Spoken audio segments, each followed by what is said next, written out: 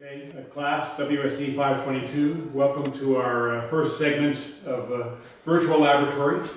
This is my home workshop. One of the nice things if you have a career in wood science is you can actually do some of your experiments in the lab. My roommate when I was in grad school worked in high energy physics, and nobody has cyclotrons or linear accelerators in the lab, but in my house I have a lot of the tools, most of the tools we need to make the specimens for this term's virtual lab. It's almost certain we're not going to be able to do a real lab because we have to have this done by beginning of May for my part of the course. So first I'll show you a little bit of my shop. This is a table saw. The shop's in a garage. It's an insulated garage, so it's warm enough year-round. And the garage is big enough that I can push the tools to the side and bring the cars in. And if I need to, I bring the tools out. So here's a table saw, which today I'm just going to use as a table, as a place to put things. But if you walk around here, and here's, this is a bandsaw.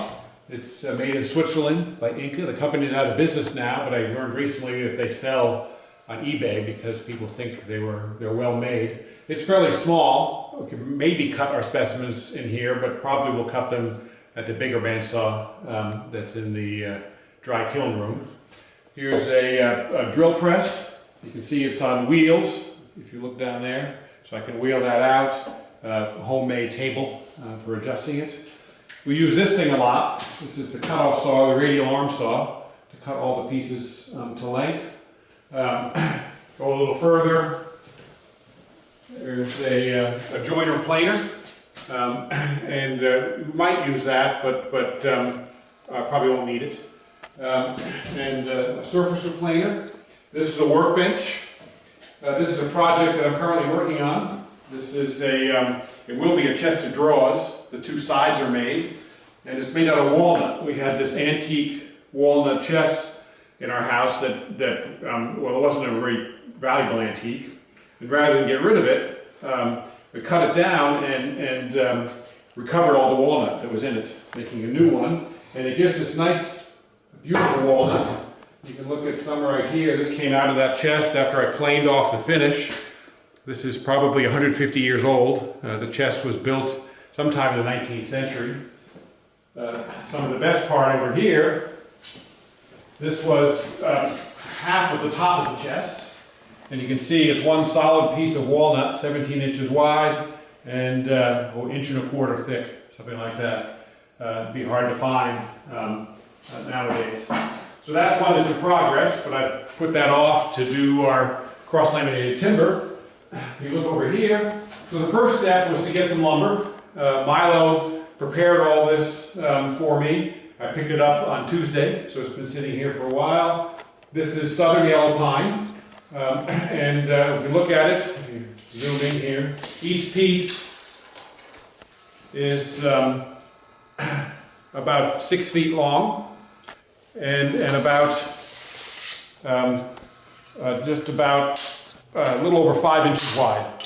And I have 21 pieces here, which should be enough with a little bit extra to make panels for the first lab project. Okay, so the next step in this lab is we're going to make two panels. Each panel will have 3 layers. One will be cross-laminated, so it'll be a 3-layer CLT. And the other, going to glue all 3 layers in the same direction, so that'll be a 3-layer glulam. So the task in my wood shop here is to make the layers. For the 2 panels we need 6 layers. Here's one of them that's done already. See that I glued that up earlier. It's about, if we measure the length, it's just a little over 30 inches that way and a little over 30 inches that way. So we can make 2 panels that are 30 inches by 30 inches. The thickness, it said it's southern yellow pine. The thickness, if I take my calipers here and put them in there and then read it, it's 15/16 of an inch thick. So that'll be each layer will be 15/16 thick and 30 by 30. So the first thing you have to do is cut all the lumber that I showed you before into these 30-inch pieces. Put this aside. Do that here on the radial arm saw. You can see I've put in a stop there, which is just a little about between 30 and 31 inches from the stop. So we have to cut all the wood now to those lengths.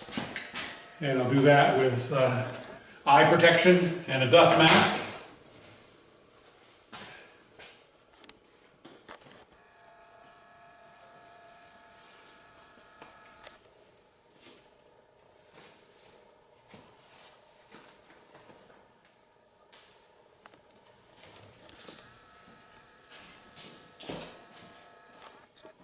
So here's one of the pieces, and you can see one end, it's got a big knot in it. This wood's pretty clear, but it's got a few knots. I can't avoid them all, but I'll do what I can. So normally I'll cut off one edge. So I take the bad end, put that farther away, cut a little bit off this end just to clean up the end in case there's some defects there.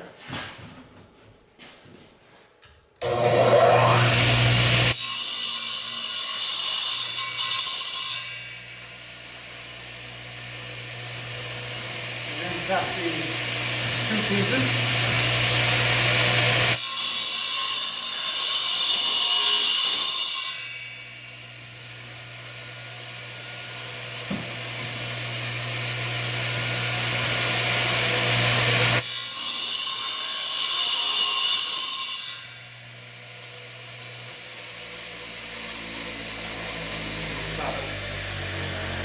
Okay, so the last ones are cut. And they're piled up over here. They're all just a little bit over 30-inch pieces. We need, in order to get 30 inches wide, because these are about 5-inch each, we need 6 for each panel. So there's a pile here of 6 of them. And so that gives us 5 more panels. And the one that's already done will have 6 panels. So for each panel, take them over here. This is my table saw. I put a drop cloth on just so the table saw doesn't get dirty. And we lay out the panels to be glued up.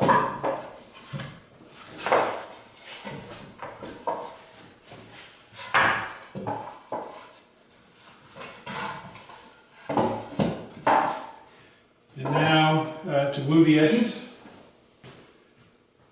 And we're edge gluing this just to make it easier to handle. You know, normal CLT is not edge glued, but here we want to make it easier to take the panels to lay them up, the layers to lay up into panels, and also to make sure the edges don't affect the results too much. This one seemed like it'd be better if it was flipped around. All right, so for each edge, we'll use this, it's Elmer's woodworking glue, which is a PVA glue. Again, the glue shouldn't matter because we're just trying to we're not testing the failure of the edges, we're testing failure perpendicular to the edges. So we put some glue on each edge.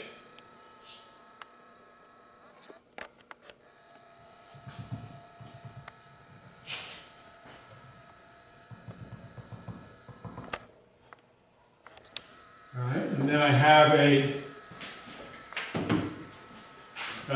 cheap paintbrush. Bought at the store, comes in a packet. You can throw them away, but you can clean it up with water. This glue will dissolve in water as long as you don't wait too long. Just to smooth it out a bit. And then we glue it to this one, and a common trick is just to slide it a little bit. Try to get the two pieces to have glue on it.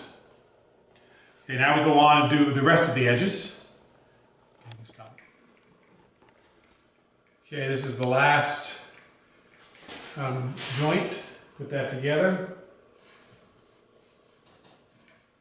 All right, now to clamp these up, and I have these nice clamps I bought a long time ago from another company I think is bankrupt, Shopsmith.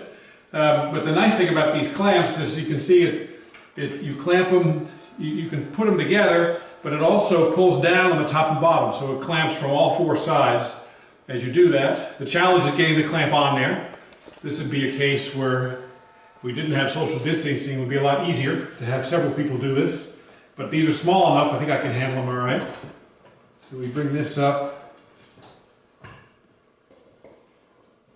Okay, and then we have to slide these pieces in. They're not stuck yet, so we have to go by separately.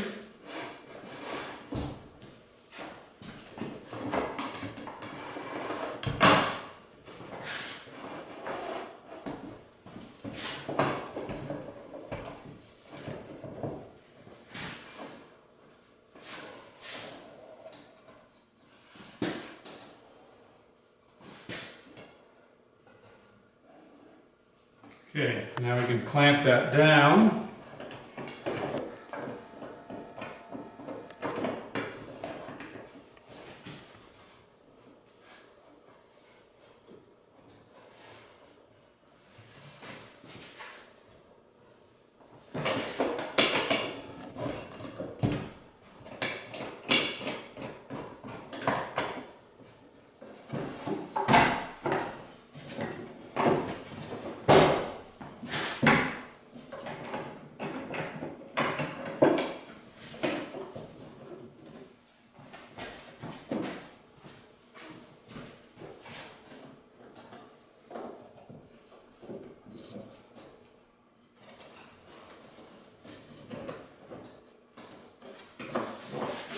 Right, so one problem with these clamps is when the glue squeezes out, the clamp can get glued to your piece. So to do that, or to fix that, cut some wax paper and we'll put that underneath the clamp, covering all the glue lines.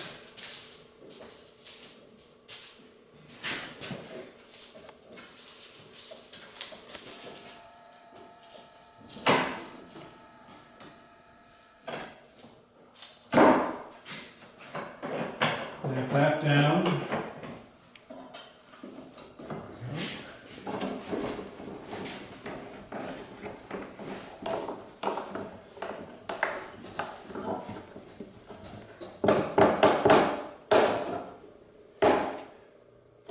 All right, so that's all mostly clamped. If we look on the end here, right over here, and put a straight edge on there. It's pretty flat. Our goal is to make these flat. They'll be pressed in our hydraulic press on campus later, so that will probably get them to go together pretty well. But it doesn't hurt to have more clamps on, so I'll add some other ones that don't clamp top and bottom, but will clamp on the sides. The problem with using these clamps is they tend to not be flat. But the trick is to do half the clamps on one side and half on the other. Supposedly you can never have too many clamps. I'm using most of the ones in my wood shop that will fit. A couple left over. And then flip it over.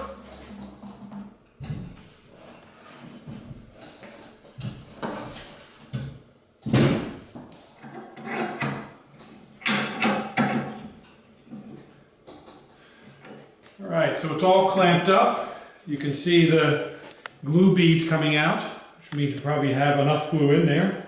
We'll scrape that off later. That's about all the clamps I have. I only have 2 of these good ones, and I have a couple other pipe clamps left over, but that should be enough. So we have to do one panel at a time. So let this one sit for an hour and a half or so, and then take it out. Okay, the glue is dried. It took a little longer because it's only 58 degrees in the garage here. Now I can take the clamps off.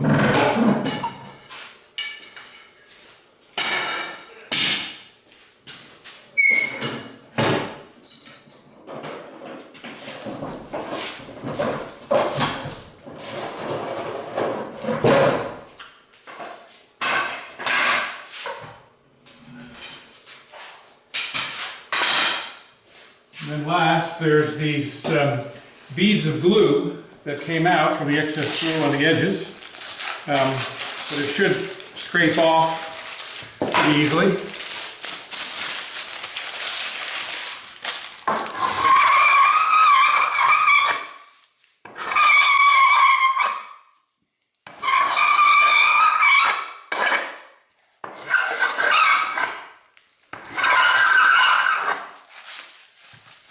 other side.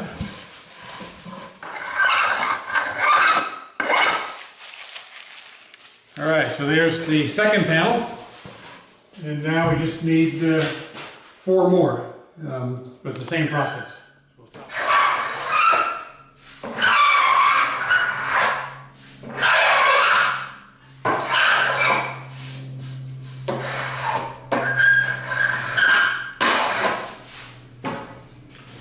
Okay, so here's panel number 6. I'm going to bring it over in the pile here.